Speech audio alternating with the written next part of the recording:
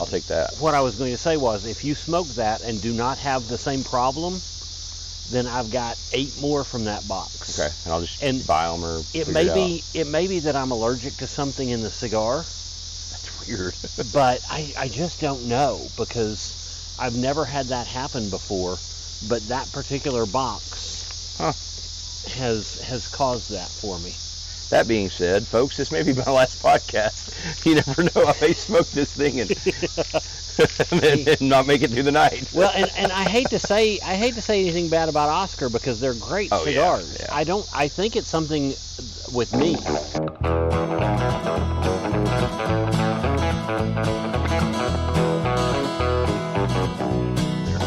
But closed up a bunch of cigars in there, and those are Pikes Peak cigars now. Yeah, exactly. That's the only place you can open it and smoke them.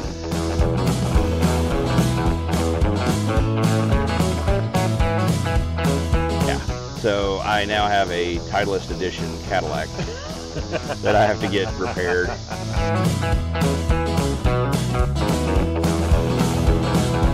I hope you're watching, and I hope you know that I did not get a water bottle. No, I love Drew Estates because their swag is always second to none. Great cigar. Yeah. I think it's something with me, not with the cigar. Yeah. But, well, having said that, we've kind of started anyway. We're the Smokey Guys. I'm CR Parsons. I'm Kevin Price. And tonight we're out here on my back porch because it's a beautiful night in Oklahoma, which we have not had here in like, what, a week and a half, 2 weeks? Oh, almost a month. Oh, yeah. It's been a whole full 2 weeks plus of 100+ weather, and we're looking at some more toward the end of the week. We just happen to have a really nice night tonight. Yeah, got lucky yesterday with the float trip we did. We do an annual float trip on the Illinois River, and this year our group had 30 people or so in it, and I tell you what, you couldn't have dialed up better weather. Not at all. I mean, we had a little bit of rain. Now, we say we couldn't have dialed up better weather, but have you heard that we missed dying by like a split second? Yeah, because of the lightning. Yeah. Yeah, it hit up there at Blue. What do they call that? Blue Hole.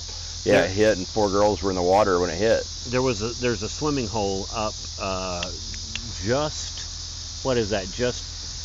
east of where we were? North and east of where we were, yeah. Just north and east of where we were. And when I say just, I mean by miles, not hours, miles. And we were supposed to be in the water right at 10 o'clock. We actually got in the water, about 11:15? Yeah. But apparently lightning struck the Blue Hole, and 4 girls were caught in it. And we saw the lightning and heard the thunder, but it was far enough away that we were not overly concerned.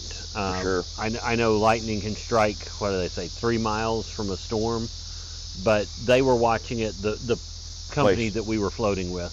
Yeah. They were watching it and keeping an eye on it. So we want to give our best to those girls, because that's... Their families, that's got to just be... Oh, it's got to be terrible. Tragedy. Terrible.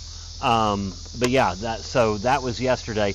But other than that, we had some cloudy weather, we had some rainy weather, but we were floating the river. We were going to get wet. Who cares? I mean, so it was going to happen. We were going to get wet either way. So at least that way it wasn't 105. And that was the projected temp whenever I woke up, and I didn't see any rain on the radar. And then, like I say, we got ready to leave to head out there, and all hell broke loose, and it was like a cow peeing on a flat rock. It really was. It really was. And I was afraid we were going to have another windstorm like we did before, because the wind picked up big time. I know it was shaking your car all over the road. Yeah, it was insane. Driving in it was a nightmare, but we made it out there. Everybody made it home safe. You have a shirt that says, "Yeah, but did you die?" Yeah, it's my new shirt. We live to tell the tale. Minor drama on the river. We had a group that we passed at one point. I actually, our raft pulled over and talked to them for a little bit. And next thing we knew, I don't know, 15 minutes later, we'd already taken off down the river a ways, and all of a sudden here they come, and people in their own raft are trying to fight each other. Yeah, I was there for that part of it. That was insane. Like, what is wrong with people? You start to drink it and get serious case of stupidity. Yep, absolutely. Absolutely. Well, I don't know if you guys can hear the noise we are hearing. There are a lot of bugs making noise tonight. Locusts. It's beautiful sound. But the reason I don't know if you're hearing what we're hearing is because we also are trying a new sound system. Yeah, we got a new set of microphones here that we're giving a shot. Yep. So let us know what you think of the sound. We're trying to make some small improvements as we go, so this is more interesting and entertaining for you guys. Let me know if you'd prefer me to speak like this. And let me know if you'd prefer me to speak like this. No, don't do that, because I probably do that half the time anyway when I get excited. Oh. Well, y'all know what I'm smoking because of our discussion earlier. I'm smoking an Oscar Superfly. So far, haven't had any reaction adverse to it. reaction. Yeah, so we'll see how it goes as I smoke through it. They are spectacular cigars. In fact, they are one I list as my probably top 5. Yeah, every year. Every year. Love it. Because they're so good. And I absolutely hate the fact that I may be allergic to something in those cigars. Yeah. That's gonna irritate me. I, on the other hand, am smoking the Leaf by Oscar, and this is, I believe, the Sumatra. Yes. One of my favorites. And 6x60. I was just mentioning to somebody yesterday on the river. We were talking about cigars, and apparently whatever you had that you gave him was a little strong for him. Yeah. He was like, I'm not much of a cigar guy, and oh my gosh, that almost ate my lunch. Well, I told him, I said, you have to understand, we smoke a lot of cigars, we are used to it, and we forget how strong cigars are because they don't affect us the same as they used to. Yeah, I didn't bring any like mild to medium body because I wasn't going to carry a purse on the river.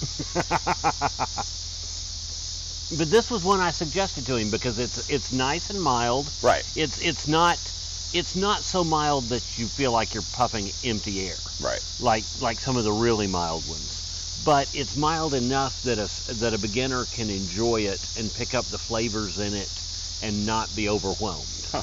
Yeah. I always, again, that's one of our favorites. Mm-hmm. That one right there in particular. It's also got a nice low price point that it's not going to break the bank.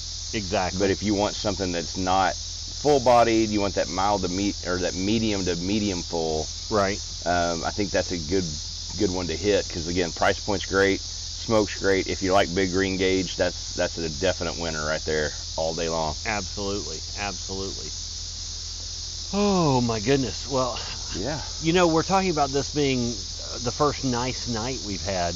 It's also the first time you and I have stopped since our last podcast. Yeah. I mean, we have been running like madmen from the time that podcast ended till today. Yeah. And some would argue that it continued through today. I would go right there with you on that because it's been a whirlwind. We finished that last podcast and went right into Blue Whale Comedy Festival. I took off for in Colorado. Full swing. You took off for Colorado and Wyoming. I stayed here and just had task after task thrown at me. And then we switched places. Right. We had one more. We had one show. You got here. We had one show on that Friday night up at a casino that we hadn't played before in Bartlesville, Oklahoma. And then literally like that next day, I took off for Colorado and we switched places. So yeah. But it's been a good run, and I think our timing was impeccable because you missed the heat the week you were gone. And the high when I was in Denver one day was 87. Yeah. But Pikes Peak, it was a nice 39 degrees, so I was in heaven. Oh, you got a much cooler Pikes Peak than we did. Oh, yeah. It was like 60-something when we were up there. Yeah. But here's the thing. My cousin and a couple of buddies of his and we like to make road trips. So a few years back, I flew into Dallas. He met me. He doesn't fly. He hates to fly. So he drove in from Jackson, Mississippi, and we went down to El Paso and spent some time down there, Right. and drove up into New Mexico and just drove around that part of the country for about a week. Yeah. This time we decided we wanted to go to Cheyenne Frontier Days. the big Cheyenne rodeo, the famous, the daddy of them all, as they call it. Exactly. That's a big bucket list item for a lot of people. Mm-hmm. Especially even if you're not into rodeo. I mean, that's one you kind of almost have to go to and experience. Absolutely, absolutely. There's more like it's almost like rodeo and fair all combined. That's exactly what it is. Yeah. It is rodeo and fair all rolled into one, and it's a blast. They do such a good job. They move people through in and out of there very easily. Everybody seemed very friendly. Yeah. And, you know, going to a different part of the country, you never know what you're going to run into. Because some people, it's not that they're unfriendly, it's just they are a little standoffish. Yeah. Didn't run into a whole lot of that, but possibly because we were all there for the same reason, rodeo. Yeah. But it was cool. We just missed Zach Bryan. For those of you who don't know, we may have mentioned it before. Zach Bryant's dad is a friend of ours. Yep. Dwayne, And, great guy. And we've gotten to hang out with Zach and had a great time one evening. But he was playing the Sunday night we arrived in Fort Collins. Yeah. And so we couldn't get up to the show. I wasn't sure if Dwayne was there Yeah. till I saw on Facebook later on that he was there. I was like, we just switched places. Yeah. He was there Sunday. Then we went to the rodeo Monday, Tuesday, and went to the PBR event. And that's not Pabst Blue Ribbon. I was going to say, you went to a beer event? No, All that's, right, that's cool. Professional Bull Riders Association. They're now doing this team thing, and so it was on live TV Monday and Tuesday night of the rodeo. Yeah. And it was really cool. And then we had to leave Wednesday, but I found out that I have a grand second cousin. I don't know. My second cousin's kid or grandkid, I can't remember which or keep up with it, but she was going to sing the national anthem there. She's from Mississippi, but she was going to sing the national anthem there when on Wednesday. So I hate that I bookended two things that I really would have loved to have gotten to, but it was still a bucket list thing. It was amazing. Yeah. Now, what all did y'all do in Colorado? Well, prior to leaving for Colorado, our producer had his birthday. That's right. And so I got to spend an evening hanging out with him in the cigar bar. We got to see a bunch of our good friends that all come and just hung out to pay homage to him and the fact that he's just getting older than us day by day. And he's not here tonight, so I can make all kinds of fun of him, and he can say nothing about it. He said it was going to be too late to film for him. Well, at his age. At his age, I mean kind of understand. You got to take your Centrum Silver and go to bed. That's right. You know, because he's going to have to wake up at like 2 and 3 and 4 to pee. So, you know, I understand it's a long night for him. But no, so we celebrated Kevin's birthday, had a great time, and then the very next morning, man, we got up early, which is something we don't normally do around this house, especially having 2 teenage boys, and it's summertime. They want to sleep all day. But we got them up early, and we hit the road, stopped over at Eskimo Joe's when they opened at 10:30, and had some cheese fries before we hit the highway. And I didn't want to just take them up the interstate, because that's just such a sterile way to see the country. Right, Which, I mean, I get it. If you're time pressed, then yeah, that's great. You can get on there and you can fly and everything's good. Yeah. But I wanted to let them just see kind of some of the more rural aspects of going through Oklahoma and Kansas and Colorado. So we took off out of Stillwater, went across the northern part through Fairfax and Alva and Beaver, and got to see a bunch of the oil plays that I've spent work on in my previous life as a petroleum landman. Yeah. So I got to see, show them some of the places that I used to run around and have to work, and they were totally bored by that. I'm sure. So we cut up through Kansas again. They were not real impressed. We got to Dodge City. They were just kind of like, oh, okay. But I don't think they had the same, raising that we did of, being able to watch cowboy and Indian movies and stuff like that, and understand the old Wild West. And they didn't have Gunsmoke growing up. Right, exactly. If you'd had, that's, you have Yellowstone now, but that's not even really close. No. And so, your 1883 and all that, but it's not quite the same. Right. We really should bring back Gunsmoke, or one of those. I agree. Awesome shows. I agree. If you're gonna reboot something, hey, Gunsmoke or Bonanza. Yeah, Bonanza. I was gonna Either say. one of those would be great. Do you remember the steakhouses that were named after Bonanza? Yeah. Oh yeah. Yeah, they were wonderful places to eat. Yeah, they were. They were Whatever better happened to than Golden Corral back when Golden Corral actually served steak. Right, exactly. Not the chocolate fountain that you can dip your bottom round in now. That they're. I was going to say, what are you dipping in that chocolate fountain, Kevin? Well, the boys wanted to go to Golden Corral one time, and they kept on sweating me about going there, and I was like, okay, you have to see this. It is like the Walmart of restaurants. It has become that. And I kid you not, we walked up, and the boys were like, oh, this is awesome. You can get pizza, and you can get this, you can get that, chicken tenders, and roast beef, and all these different things. But as we're going like through the line, this kid took a piece of pepperoni pizza and dipped it in the chocolate fountain. Oh, I believe it. Yeah, I believe it. I'm out. Yeah. That's something I don't want to take part in anymore. No. And they were done too. They were just like, no. To be fair, we are a family that cooks a lot of food at home. We typically cook a little higher end stuff because that's my background is in restaurants and oil and gas. I have all kinds of backgrounds. But, like you and I, between our backgrounds, cover I think everything. Right. So they're used to a little bit higher quality meal, and right. So yeah, they were none too pleased. But so I got off on a tangent there. Dodge City, cool little town, but yeah, they just were not as blown away by it. But as you're leaving Dodge City and you're headed west towards Colorado, and I wish I could remember the name of the little town. It's going to escape me, but they pay. Everything in the town is like designed around Cousin Eddie from Vacation. Oh, really? So they even have. I'll send you some pictures for you to post in here. Oh, absolutely. That they even have like a big Cousin Eddie sign as you're driving into town. Oh, how funny! And everything is based around Cousin Eddie in the movie. So it's kind of cool little town to drive through. We stopped. Let me guess. It's Shitter, Kansas. Yeah, pretty much. Sign as you enter. Shitter's full. Shitter's full. Turn around. But we, I wish I could remember the name of the town we stopped in.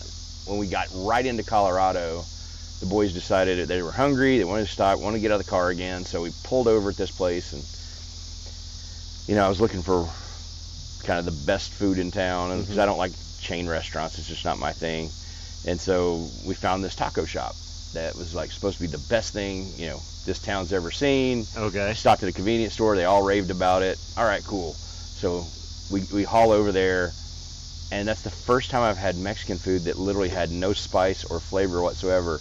They had salt and pepper on the table, which should have been a red flag. And I put salt and pepper on it. It still didn't do it justice. Oh, my goodness. I was goodness. like, oh, man, that is wild. Probably a good thing you can't remember, because we'd hate to give them a bad name, but oh my goodness. I was afraid I had COVID because I couldn't taste anything. I can understand that. I was like, I better get checked out here. This is. Do we have those traveling COVID tests we can administer? But well, see, I always have to watch myself when I go to Colorado because I am a huge fan of chili cheese fries. Right. Obviously, just look at me. I'm a huge fan of chili cheese fries. Same. Every time I go to Colorado, I forget that if I order cheese fries with chili, you're gonna get that green it's chili. going to be Hatch green chili. Yeah. It's not going to be the chili that I'm used to. Right. And I have to remind myself of that every time. You'd think I'd remember by now. Yeah. But every time. I'll run through the list of what we did pretty quick. First day there, we went to Denver Biscuit Company. Phenomenal food. If you're ever in the Denver, Colorado Springs area, man, wonderful food. And they're only open like 8 to 2. It's like you got to get in there early, get your breakfast, get your Bloody Mary, which they have an awesome spicy Bloody Mary that is phenomenal. Boys dug it, wife dug it, cool. So the boys like the Bloody Marys? I wish they could have had one. That would have made the day a lot smoother. But we hit Great Wolf Lodge, let them go play at the water park all afternoon. And then that night, went to a place that was on Diners, Drive-Ins, and Dives called Pig Latin. Okay. And we walked, it was raining when we got there. We walk in, sit down, we order our food and everything, and all of a sudden we start hearing what sounds like just rocks being dropped on the ceiling. And we're like, no. oh, what is going on? And I go open the door and look out, and then hail is just pounding everything, including my car. Your car. Yeah. So I now have a Titleist edition Cadillac that I have to get repaired. Dry ice. Yeah. Dry ice and heat, as I understand, Pop 'em out. Will pop them right out, unless they've broken the paint. Yeah. If they've broken paint, then you got to get them repaired. Yeah, I don't think these are deep, so I don't think it'll be a big issue. But all was not lost. We started the next day off with an early train ride, the Cog Railway up Pikes Peak. Because I am not going to drive up that thing. I am scared of heights. And I know there's no rail, there's no nothing. So, we drove up it. Yeah, I'm not doing that. We drove up it. It was great. It was amazing to see the switchbacks. I mean, literally, you could look down the mountain in a couple of places and see 4 or 5 switchbacks that you were about to, going down, of course, looking down. You could see 4 or 5 switchbacks that were just, it was steep like you don't know. Yeah. It was so weird. So how was the train ride? The train ride was great. I think the steepest grade is like 25%, which, I mean, in a train is pretty dang steep. I mean, you can feel it. You can feel it, the lean. But they, I think it was back in 2021, they did a $100 million renovation of the railway. Okay. And they put in these cog trains that they got from the Swiss Alps. Okay. And so now not only do you have rail wheels like a normal train, but you have this big cog in the middle that will click its way up the mountain. See, that still makes me nervous. Well, it can walk though. That's the kicker. Well, it still sounds too much like a roller coaster. Right? It feels like it. I expect to go click, click, click, click, click, click, right? all the way up the freaking mountain. It didn't. It was a smooth ride. Okay, good. It was a good, smooth, easy ride up. Fairly uneventful. You know, trying to look out and see the little waterfalls and the stuff that you go by. And, then we got to the top. We did the whole touristy thing. Went and had donuts and. What is it about donuts at Pikes Peak? I have no idea. I assumed it was a $7 donut. I mean, I know. I assumed it was probably a Simpsons something. Right. That maybe they went to Pikes Peak and had donuts. Because I remember going to Pikes Peak years ago, and I don't remember donuts being a big thing. Yeah. But then I don't remember that big visitor center. Yeah. I don't remember that from the last time I was up there. But we went up as well, obviously. Yeah. Now, did you do any science experiments on the way up or down? I did not. We did. Okay. We did, because I understand science, and I understand that thinner air, what it does. So we had some bags of chips that we intentionally left closed, and we had some water bottles. And they started at ground level. Yeah. Well, that's still 3/4 of a mile up. Yeah. So it's definitely not sea level. But at ground level, they started normal. I mean, you could feel them. You could feel the chips inside. Yeah. By the time we got to the top, they were puffed out. I guarantee had we gone another few hundred foot, they would have popped themselves open. Yeah. They were that stiff. Yeah. And the water bottles were just as tight as they could be by the time we got to the top. Well, I think Lay's charges by the air, so that bag of chips at the top of the mountain is $15. There you go. There you go.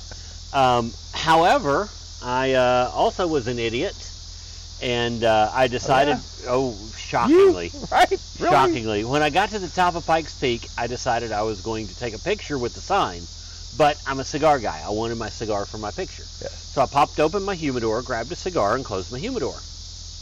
Yeah. Didn't think about that on the Real way wise down. decision. I have the humidor here. It's a travel humidor from Drew Estates. I have it here, and I have not been able to pry this thing open. Okay, here's the first hint. You know how these things click when you close them? Oh, wow. It has pulled itself so tight that there is no click. That flap is not holding anything, and I have pried on this thing and have not been able to get. Go right ahead. If you can get it open, I will be impressed. This isn't like the naked lady opening a pickle jar on Seinfeld or anything. Exactly. It's not gonna. Is anything gonna jump out at me? Wow, this thing is solid. I mean, absolutely, completely solid. Isn't that wild? You cannot get it. Man. I mean, I should have opened it a couple of times on the way down. Now, I asked you if you had a screwdriver before the show, and I didn't tell you why. This is why. Okay. I want to see if I can pry this thing open and see if it makes a popping sound when I do. or what it does. I've kept it this way for you guys because I wanted you guys to see if this was going to work. I can't even get the screwdriver in there to pry on it. Jiminy Christmas. Yep, that's bending plastic. That's bending plastic. I don't know that this is going to work. I don't know. One of our buddies, I was talking to him. We don't want to break it. No, I don't want to break it. But what good is it doing me now? There are cigars stuck in there that I can't smoke, and you know how I feel about that. Mm-hmm. One of our buddies said if I heated it up, it would expand the air inside. Oh, yeah. But I wonder how much I have to heat it. True. Am I going to have to boil the dadgum thing? Huh. Yeah, there's not enough of a gap to get the screwdriver between. Here, look at it. There's not enough of a gap to get a screwdriver in there. I may have to go back to Pikes Peak to get my cigars out of there. Isn't that wild? There's not a place at all. I had a little flat tool here in my hand. Oh, did you? I was Okay. thinking about trying to slide it in there. See if we could maybe. I mean, don't worry about damaging it, because like I said, it's doing me no good now. I have to send it back to Pikes Peak. Isn't that weird? That is wild. Science. It's an amazing thing. You cannot even pry it up enough with a flat blade to get maybe a razor blade, but I don't. Snap. Yeah, it's Probably going to would. be interesting. It's going to be interesting. Yeah, that thing is sucked down so tight. Isn't that? It's funny. Actually bent. You can see it. Yeah, you can see it. It has created quite a vacuum in there. Man, that is just wild, folks. So, man, if you got ideas, just send them to me. If you're a Colorado person who has ever come down to the lowlands wow. and knows what the heck to do with this kind of stuff, yeah, I don't think it's coming back open. I think I'm literally going to have to take it back to Colorado to get it open, which is going to be funny. I mean, those are going to be some well-aged cigars. Yeah. Because it's going to be a while before I go back to Colorado, I have a feeling. I don't know that we have anything even remotely tall enough. Maybe Mount Scott here in Oklahoma? No, not to even get close. it to change a little bit? Not even close. So not even close. That'd be your best bet. It's a little closer. That or find a helicopter pilot. Oh, yeah, exactly. Send it up with a helicopter pilot to altitude and then have him pop it open.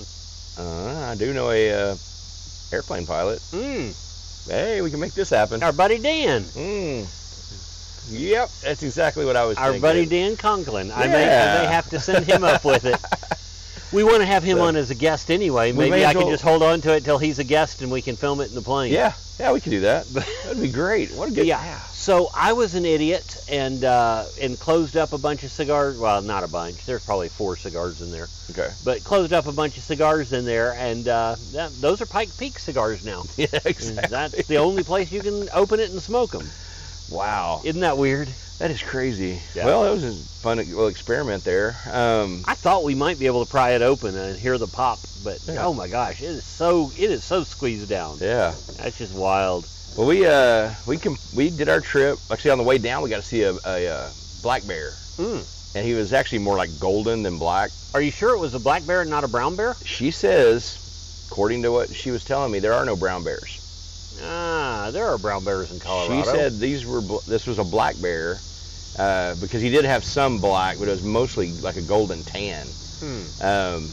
Pretty looking thing. I mean, he really was. I'm sure he would have ripped our face off if we'd have stepped off the train. But do you think he was a bleach blonde? Yeah, probably was. He probably used sun in. That's exactly what I was summer. thinking. Yeah. Lemon juice. Yeah, exactly. He rolled in lemon juice and got out in the sun. But it was funny because when the train approached, he literally just stood up on his hind legs and watched as we went by, just staring at us. And if he would have waved, I thought he was one of those Chinese bears at the zoo. But yeah, he just stood there and watched real calmly as we went. And when the last train car went by, he got down and walked off. Have you ever been to Sushi Train? Yes. That's exactly what it was. He was thinking, he was standing up going, oh, I'd like one of those and one of those. Let's eat one of those. Yeah, that looks delicious. I'll bet that little one's tender. Right. He probably looked at me and thought, wow, man, I didn't know they had tomahawks on there. Big old tomahawk ribeye. Eat him up. But yeah, it was fun. and then of course we went spent a couple hours we had free walking around Manitou Springs. Beautiful little town. Reminds me of Eureka Springs, Arkansas. Yeah. Just a neat little town. Lots of shops, lots of restaurants. Totally cool. Enjoyed that. Then we went and we did a cave tour, a haunted cave tour at Cave of the Winds. Yes, I've been there. Very cool. Highly recommend that. It was fun. It had rained and hailed the night before, like I said, so the entire cave was solid mud on the inside. It was just wet and drippy and slick as all get out. If I remember Cave of the Winds right, there is one section that I don't know that I could do now. I did it when I was much younger. Yeah. It's probably that 250-foot like crab walk, duck walk thing you have to do, where you have to squat down as far as you can, and then you kind of duck walk your way through it, and it's narrow, and yeah, you hit your head like 1,000 times, and, you know.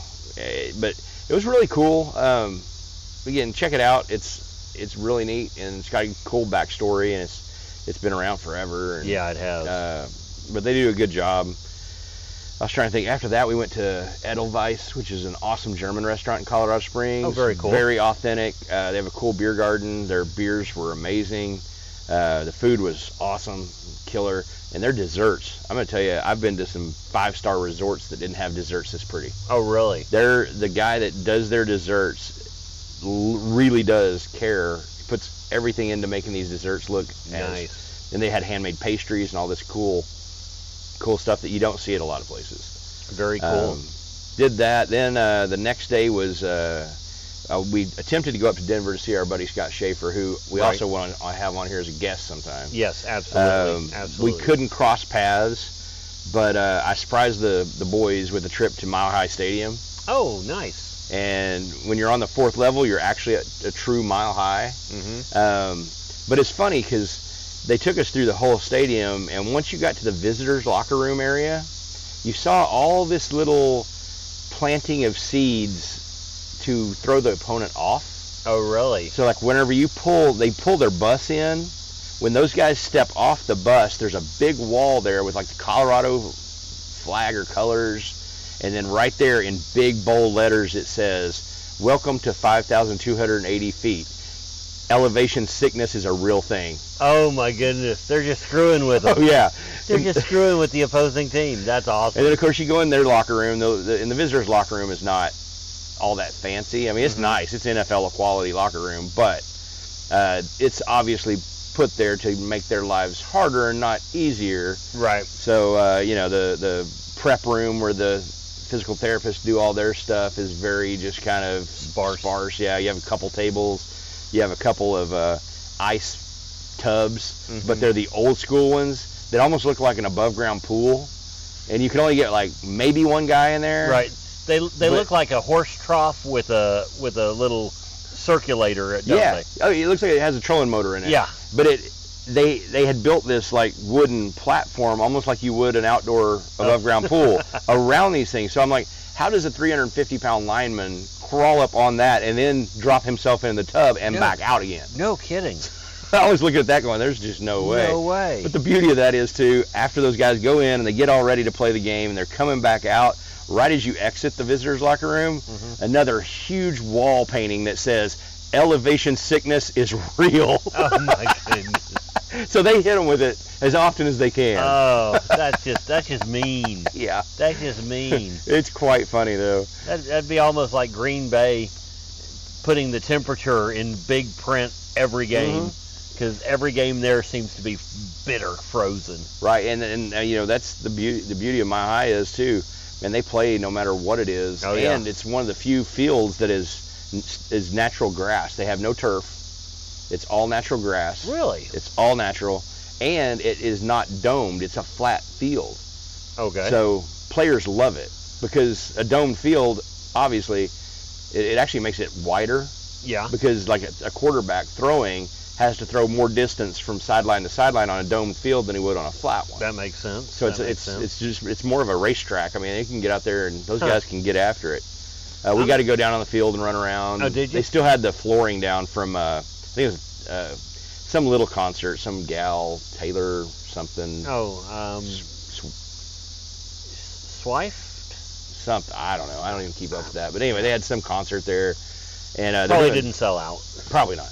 But they're doing like $100 million renovation, so there was a lot of stuff that we had to walk through, guys painting and people installing stuff, and we were interrupting their daily process. But it was fun to go see. Did you get to see my boy Sean Payton? Did not get to see him. They were at training camp.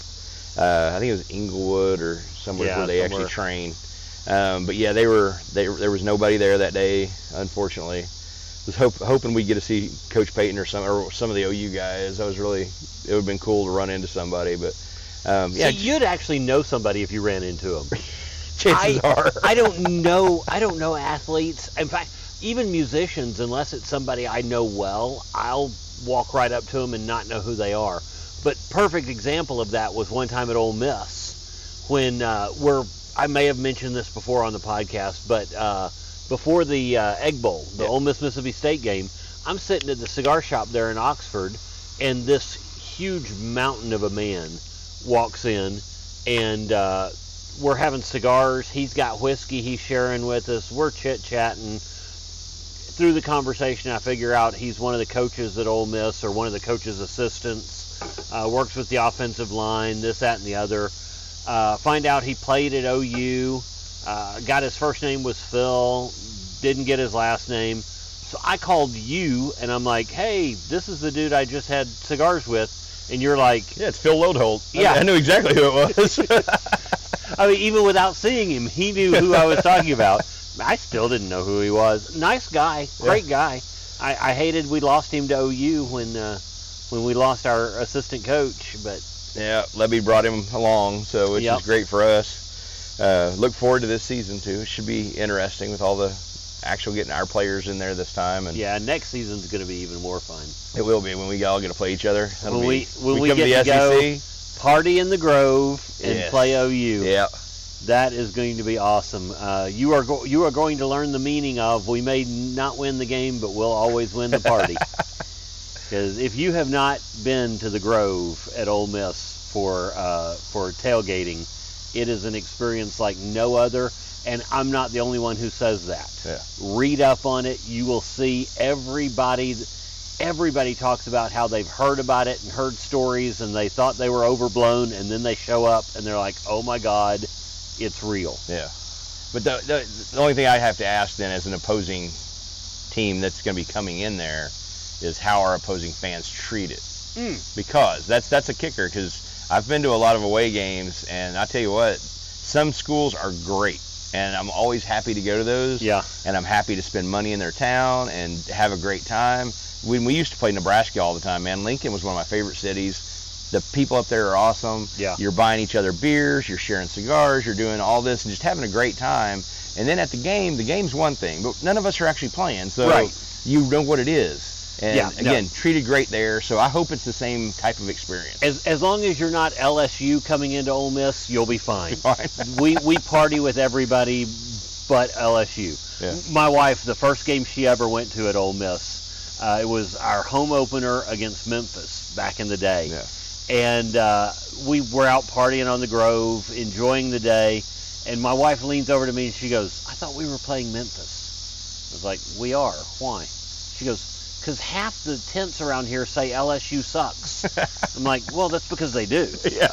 And Ole Miss hates LSU, so it doesn't matter what game you go to. LSU sucks is going to be posted all over the place. Nice. And then we'll say some bad things about who we're playing against, but not near with the same attitude that we do against LSU. Yeah. So something we used to do when we used to tailgate for all the games, we would invite opposing teams' fans in as they're walking by the tailgate, and we're like, hey, come on in, have food, have drink, whatever you want to, if you need cigars, whatever. We're trying to be very accommodating because, one, they're spending a lot of money to come to town, a lot of them. I mean, if you're from Oregon or something, you're coming in. Sure.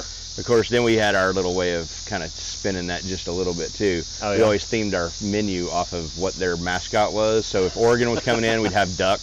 Oh, nice. Colorado, we'd have buffalo chili. Nice. Nice. Yeah, we tried to do it up, and nice. kind of just a little jab, but just it's a tasty jab. Oh, sure. You know, sure. There's really nothing wrong with that. So we finished the tour. Yes. Went and saw Meow Wolf in Denver, which is a Convergence station. If you're unfamiliar with what Meow Wolf is, there's one in Vegas called a Mega Mart, one in Santa Fe, and then one in Denver. There's also one in Grapevine, Texas now. I've been to Santa Fe and now Denver.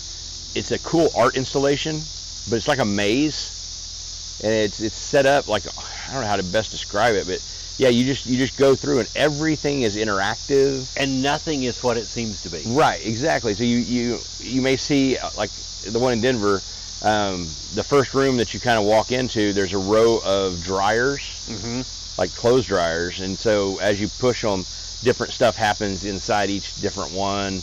But at the end, there's the old, like, looks like the machine where you used to get boxes of soap out whenever you used to put the quarters in and you'd pull the thing. Kids would have no idea what I'm talking about, but yeah, you put quarters in, you just slide the thing and it pulls out a box of soap. This one, if you grab a hold of that hard enough and pull it, it's a door. Okay. And so it swings open to a secret room, which takes you to another installation. And anyway, you just find, there's no map, there's no help. Oh my goodness. You goodness. just kind of have to find your way around. It's 5 stories tall. Oh my goodness. So there's climbing stairs and roaming around. Of course, they have like DJs out playing music. They have wild. little bars set up to where you can buy booze or liquor and beer. And I think I had one beer and it was like $9.50. So so stadium pricing. Yeah, stadium pricing. But it's kind of a neat place because it's built right in amongst their interdispersal loops of highways. We saw it as we drove by. It's crazy. Yeah, we saw it as we were driving through Denver proper, and I thought it was really cool looking. We didn't stop and go in. I would have loved to. One of these days, I'm going to get in one of those. It's cool. George R.R. Martin from Game of Thrones is the one that actually started it. Okay. He lives in Santa Fe, and there was an old like bowling alley that shut down, and so he thought, how can we utilize that space and give artists a place to show their stuff? So he got like 500 artists together, and they started the one in Santa Fe, and it's killer, man. It's really cool. You don't have to be a big art fan. Right. It's a real kind of a trippy experience to go in there. It's just really neat. Can't recommend both those enough. I hope to get into a Mega Mart in Vegas because I've always seen it and hadn't had a chance to pop in there. But yeah, I'm gonna try to make that happen. Yeah, sooner than later. You're going to Vegas November. End of November? Yeah. So hopefully, we'll see. I'm still hoping to make that trip. I don't know if I'm going to get to or not. My schedule is so full. Right. I was looking at it the other day, and I don't think I've got a free weekend between now and the end of October. Yeah. It's just wall to wall. So speaking of full schedules, I guess let me back up. Finished Meow Wolf, and then went to one of my favorite restaurants in Denver, Buckhorn Exchange. Okay. Oldest restaurant in Denver, steakhouse, phenomenal food. My boys had never had, quail or they've had lamb. They never had elk. Right. So we ordered up buffalo, elk, lamb, quail. And Buckhorn is known for having all that great game meat. Yeah, and it rotates. They have different stuff all the time. But the cool part is, if you just talk to your waiter, you don't have to stick to what the menu says. If you want to try something, he'll be like, "Yeah, cool." I'll tell him we'll do a little cut of elk. We'll throw a quail on there. He'll just make like a combo platter for you. Very cool. And it's not horribly priced like you would expect it to be. Yeah. But that being said, I think my two favorite things there is the two things you have to make a choice between. Oh yeah. Which is their navy bean and ham soup. Okay. Or their pork green chili. Okay. Both are just amazing. Oh yeah. And so yeah, complements the meal well, but it starts off and they're so good that everything else, I'm like, I like the meat and all that, but I grill a lot of meats and smoke a lot of meats here, so I'm kind of like, those other two things, you can't make them quite that way with 140-year-old recipes. I get that wholeheartedly. Well, you mentioned Blue Whale earlier. Yeah. Blue Whale was great this year. Blue Whale Comedy Festival, I think this was either our 7th or 8th. Yeah. I can't remember exactly. I want to say 7th. I think, didn't COVID kill it one year? COVID killed it 2 years. Okay, 2 years. Yeah, there were 2 years there we weren't able to have it. I'm going with 7. I'm thinking it's 7, but it was spectacular. That is one of those festivals I have managed to get on every year, and it's always a blast. The Blue Whale Comedy Festival has been notorious for having people right at the edge of not being affordable anymore. Yeah. We get them just before they blow up. We've had Natasha Leggera, we've had Nikki Glazer, we've had Michelle Wolf, so many names. Tony Hinchcliffe, right? Tony Hinchcliffe, Sarah Schaefer, just a who's who of comedians through this thing. And it has been spectacular. This year, once again, it was great. We had Sarah Sherman from Saturday Night Live, and apparently I missed her show because we were playing that night, but apparently it was interesting. That was a good motorcycle going by or something. It needs a muffler. We're going to find out how these new microphones do with all that, because they may not have heard any of that. It may filter that out. Who knows? But yeah, apparently her show was really interesting, very different, and that's all I can say about it, because like I said, I wasn't there, but I heard stories. This is the first year I didn't go to any shows, but I did hear that like every show was full. Yeah, it was. Which is awesome. That's a great thing, because that means that it's a strong festival. It's got a good following. It's got a good reputation, and hopefully it just continues to build on that. I got to go to the Joe Pera show, and he was great. A buddy of mine got to do his first set on the Cain's Ballroom stage. Very cool. Which is always a proud moment, because I got to do that last year. Yeah. And Cain's Ballroom is historic, and I had dreamed of performing on that stage. And when I got to do it, I walked off stage and somebody went, "How did it go?" And I said, "I'm going to have to listen to the tape," because all I could hear was my heart thumping in my chest. But it's my buddy Trevor. Trevor. Trevor Carrion. Awesome. If you want to follow somebody online, follow Trevor Carrion. On TikTok. Follow him on TikTok and everywhere else. But on TikTok, he does a lot of stuff, and he's really funny. So look him up. And that's Trevor, Trever. I believe that's right. Yeah, it's not spelled like you'd expect with an O-R. Yeah. But yeah, it's Trevor Carrion, Carrereon. Yeah. So if you are looking at him up, look him up, follow him. He's a great follow. And a great dude on top of that. A super nice guy. Yeah, I got to perform with Tom Cigar. I keep wanting to say Thacker, but there's no H in there. Tom Cigar. He was spectacular. There were some others that were also great. I got to do my brunch show with your brother, and that's always a blast. What we do is we give comics a topic to talk about for 5 minutes, but then we make them cook something while they're trying to be funny. Which is funny, because usually it's their mom's cooking for them. Absolutely. Oh, there are some comics that were on the show that I guarantee have never in their life cooked anything. And it's always a blast. Most of them don't even know that there's a kitchen in the house. Right. Yeah. The kitchen is where they store their other stuff. Yeah. Because they don't use that room. Or that's the room that's set up as a bar. Yeah. That's what it is. Yeah, my old house, it had a drum set in the middle of the kitchen, so yeah, you didn't cook anything in there. There you go.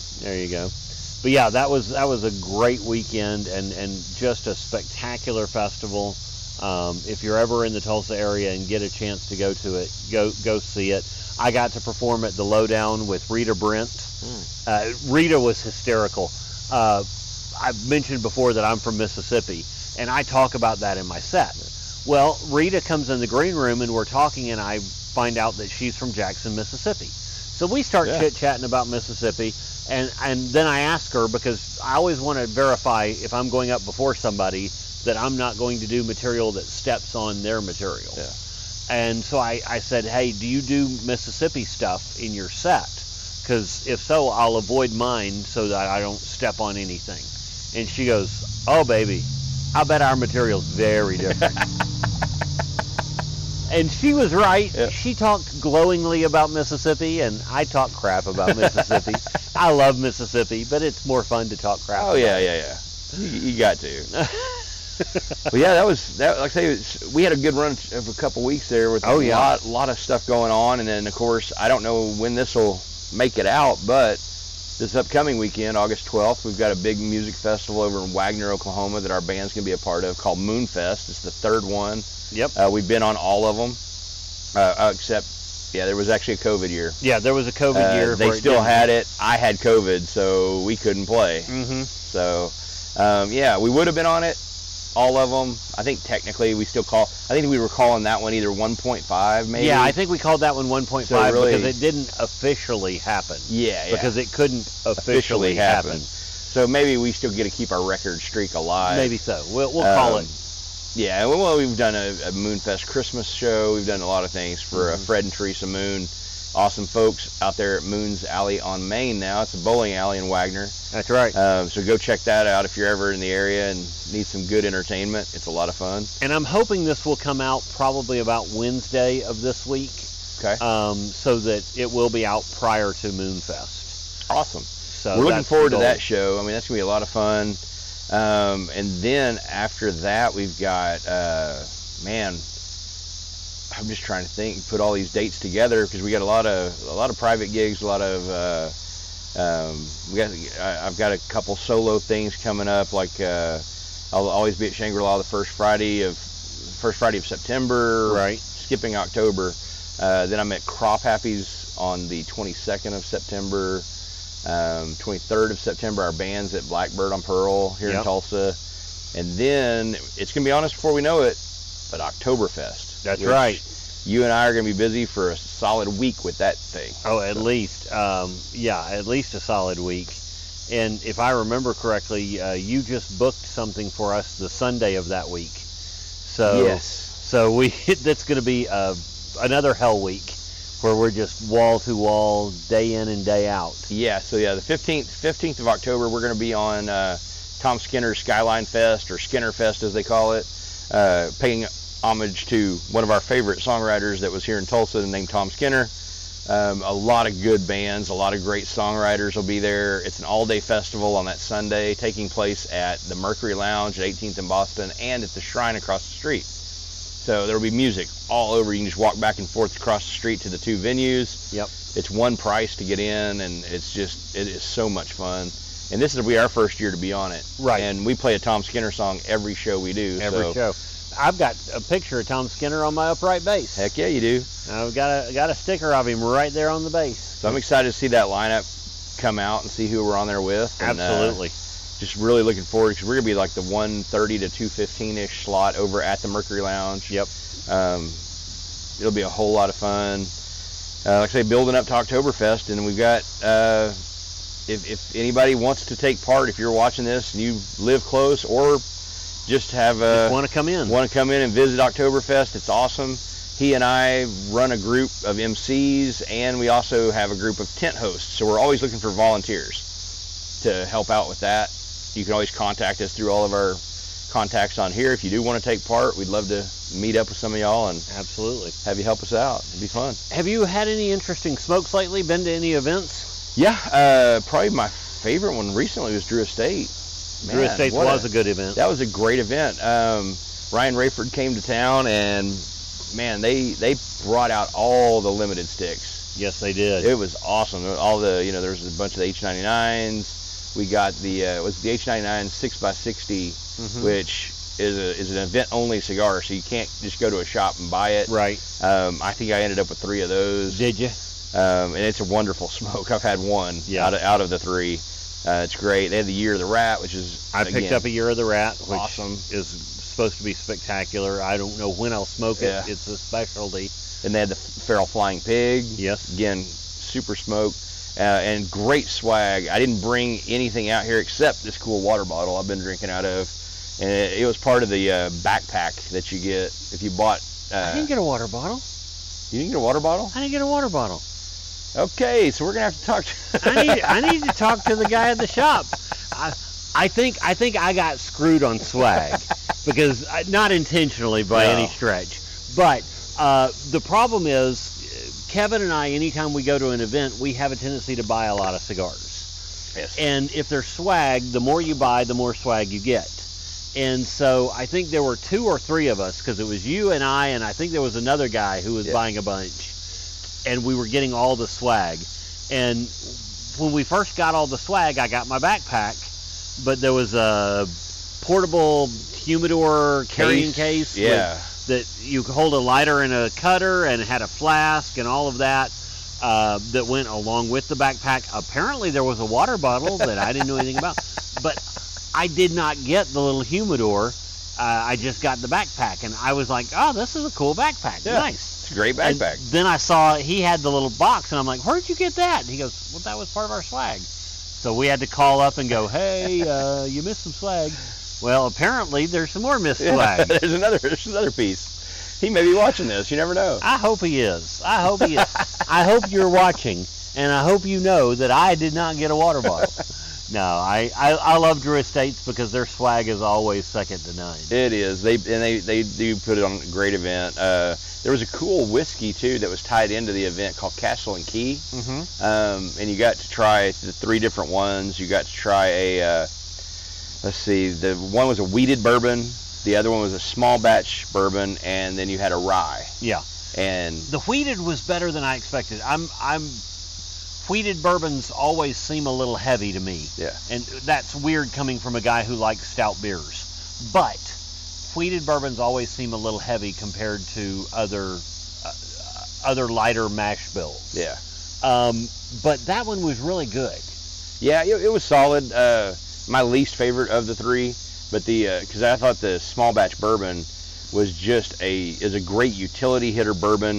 It was, I think, at 80 proof. It was not like harsh, not offensive at all, but it had a lot of the flavors like you'd find in like a Buffalo Trace or something. Just smooth, easy drinking, caramely notes, just kind of what you want on something. If you don't want something high, high spice and high complexity. Yeah, but that rye was phenomenal. And that one had a lot of complexity to it. Mm-hmm. It was really, really good, and I look forward to finding a bottle of that somewhere and picking it up because it was wonderful. Absolutely, it was good.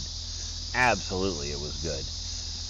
Any other interesting cigars lately? Anything that we hadn't talked about on here before that you can think of? I was trying to think. It seems like you're trying to lead me into something. No, not particularly. I'm just, it's a cigar podcast, and we have a tendency to talk about a lot of stuff other than cigars. Yeah, so we every do. once in a while, I just want to draw it back in. Well, the H99 Papas Fritas is a newer cigar that's out. If you want just like a 30-minute smoke, it's wonderful. I think you got a whole box of those, if I'm not mistaken. I did. I went ahead and bought a box of the regular Papa Fritas, and I love those too. I mean, there's nothing wrong with them. But that H99, boy, you're getting some great tobacco in there. Great tobacco. It's really, really dang good. I would put it, as far as the quality of the tobacco, I would put it up against the Liga 9. Yeah. As far as just good quality tobacco. Oh, for sure. I'm really kind of, I think I'm just kind of waiting on the new stuff that was introduced at PCA to come out, so we can start trying a bunch of that stuff. Absolutely. But I'm excited because I know from talking to some of our friends that are in that business, there's some really good stuff coming out, and some new takes on old stuff that might be kind of surprising. So that'll be fun. It will be fun for us to cover when we get our hands on some of it. Absolutely. What about you? What is have you found any cigars or drinks that have just tripped your trigger lately? That I was trying to remember.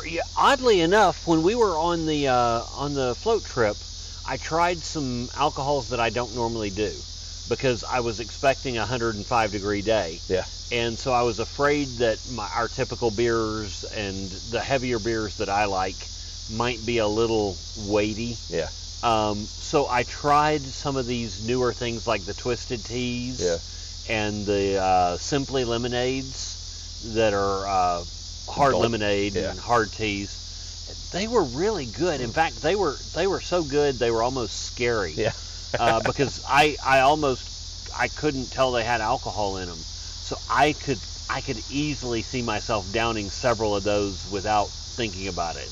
We were expecting 105 degrees, so we loaded the cooler full of that Buena Vesa from Stone Brewing, because that's a good like Mexican lager that's already got the salt and lime in it. and one of my favorite like hot day beers. And so we loaded full of that. So that's all I drank all day long was just a whole bunch of that. And yeah, you know, I felt it today because I don't drink that much beer normally, and it was just weighing me down the whole day. I just felt sluggish. And well, I cannot wait. We have a new brewery opening here in Tulsa.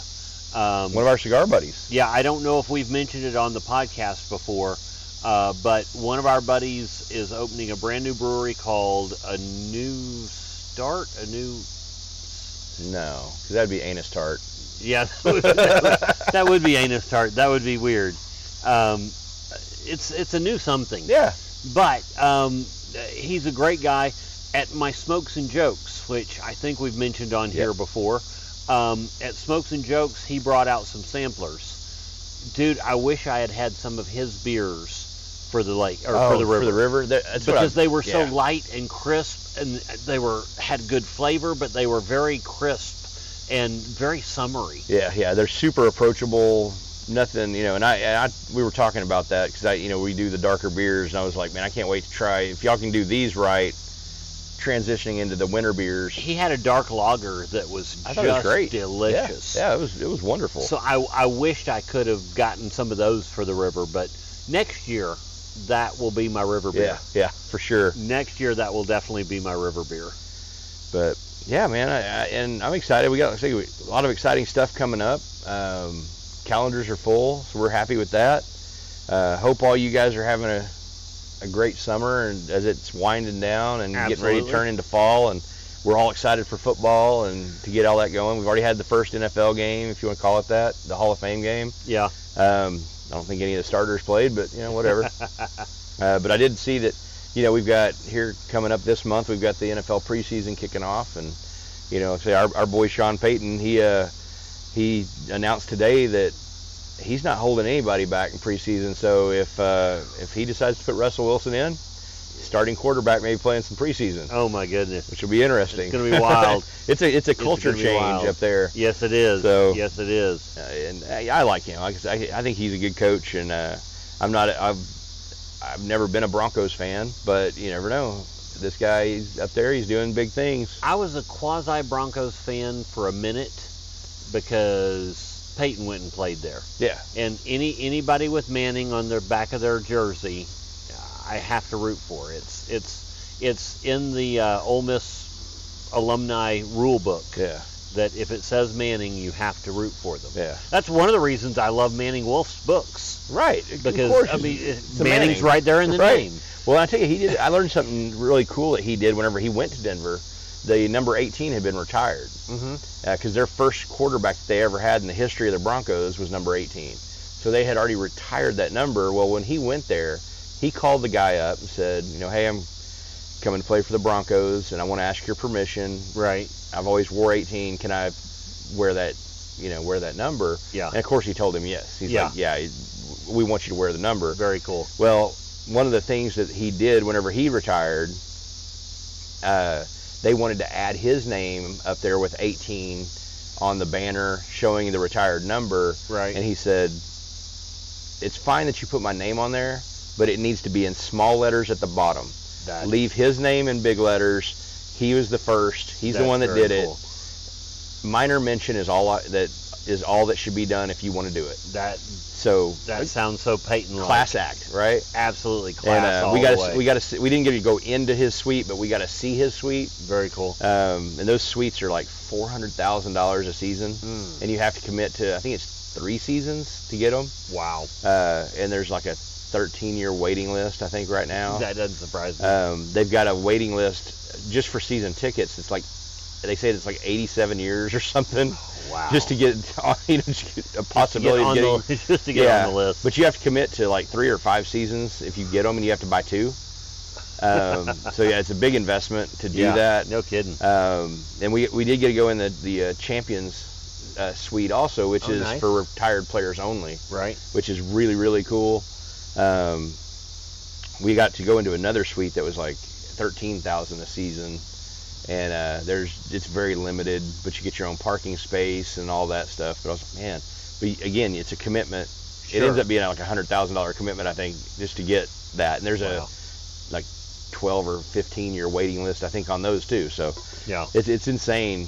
Really neat to see. But well, with the guys we go to Vegas with, that's what 2-3 years worth of Vegas bets. Yeah, it'd be fine. They just, yeah, they're not big fans either, so chances of that happening. But yeah, it was fun, and I'm really looking forward to the football season, college and pro. It should be a good year, I think, and it should be. Get to see a lot of good games. Hopefully. It should be, and we're getting close to releasing our live album. Yes, we are. It is on the cusp. We have said we were close for most of a year now. Yeah, but we are truly now on the cusp. Right. I believe it's finished mixing. Yep. And it's just a matter of getting it mastered and done. Yeah, and this week I think I'll get the last 2 pieces that we need, which is getting it mastered and also getting the artwork done. So nice. Got to reach out to our artist and have him draw it up. And I'm looking forward to it. It should be a lot of fun, and hopefully we'll get it out there and get it out for you guys to check it out and see what you think. Absolutely. If there are any cigars you want us to review, let us know, especially if there's something that we can get our hands on. We are more than happy to smoke what you want us to smoke if we can find it. And it, as long as it doesn't violate any of my, work rules. Oh, well, now, that's why I said cigars, and I mean, you were just in Colorado. Let's be fair. There are lots of things that could be suggested that we're not allowed to smoke on camera. Yeah, I like to make those jokes. So. Of course you do. But yeah, let us know. You can email us at thesmokyguys@gmail.com. Yep. And that's Smokey with an E. Yep. We are the Smokey Guys on all the social medias, although we haven't done much with social media. We really need to do some more with that. Yeah, we'll ramp that up. Yeah. We'll get onto that. Man, bugs. The bugs are getting at us. Just about got hit by a June bug. And it's not even June. Yeah, no. I think this guy's calendar's off. Yep. We're going to wrap this one up. You can find me anywhere online at CR Parsons Comedy or CR Parsons Comedian. You can also email me at booking@crparsons.com. Let us know what you think of this. Let us know what you think of the new sound. We're trying to work on things one step at a time. Yeah, always trying to make it a little bit better. You can find me at KP Troubadour on all the social medias. You can also find our band at Kevin Price Band. If you just type in that, it'll bring up Kevin Price and the Closers. And man, this has been another good episode. It has. I've really enjoyed myself. Don't forget to like and subscribe. I think the little bell required to be said at every episode. We did forget to mention we're drinking Glenlivet 12 Double Oak. That's right. We are. Failed on that front, but yeah, it's a great Scotch, and it's a Sunday that we're filming this, and so anyway. Taking it easy today with just a Glenlivet 12 as opposed to something heavier or heftier. Since we had such a river day yesterday, kind of have to ease into the rest of the week. Exactly. But hey, I guess until then. Oh, see, it's your turn to screw it up this time. All I'm saying is we're sitting here, we're ending this, so we got to get to that point where we look at the camera and we say, until then, next time, stay smoky. Somebody has to screw it up. Right, yeah, that's every time. the way it goes. Well, hopefully this audio works well. Yeah. Hopefully this audio works well. It looked like it was coming through well.